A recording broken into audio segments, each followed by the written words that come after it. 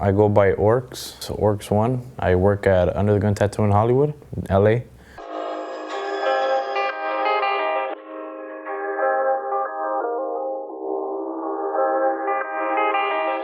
My first style of tattooing is black and gray.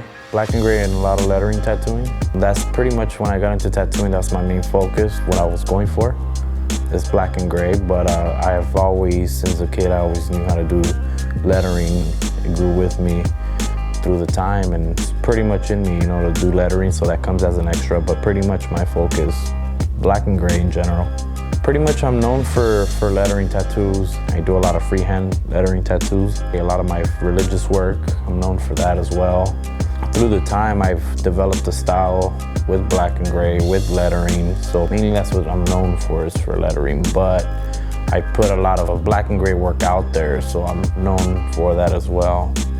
I grew up around black and gray tattoos my whole life. That's pretty much LA culture, black and gray. I wasn't really brought up around a lot of colors, so that's pretty much what I know. I mean, doing graffiti, that's kind of like my background. I did do a lot of color, just with bombing and piecing and stuff.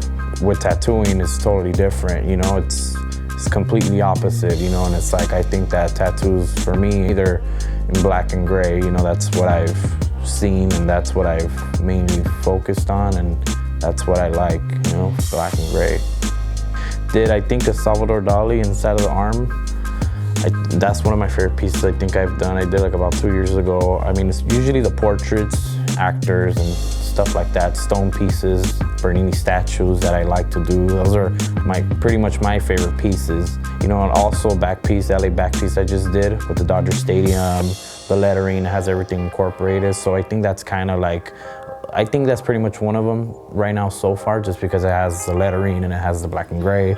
So I think that's one of them right now, too. But I mean, I'm gonna strive for more but it's pretty much a lot of the portrait work. That's what it is. But I think that 310, West Side 310 I just did, it was a huge back piece I did. I think that right there, that style of tattooing as far as lettering goes, it's more like street and gangster, but I try to perfect it now, you know what I mean? I've seen so much in the past. A lot of my lettering in the past it's all from memories that I have as a child, looking at, growing up in LA, in the streets of LA, you see so much gangster stuff. I mean, I try to perfect it, and I think that's one of them right now too. It's the West Side 310 back piece, because it's pretty much, it's a modern, old school back piece. That's what I could see, so I think that's one of them too. Like, if they bring a good reference, usually that gets the first pick. I think that's just with anybody, if you let the artist choose, that's pretty good too.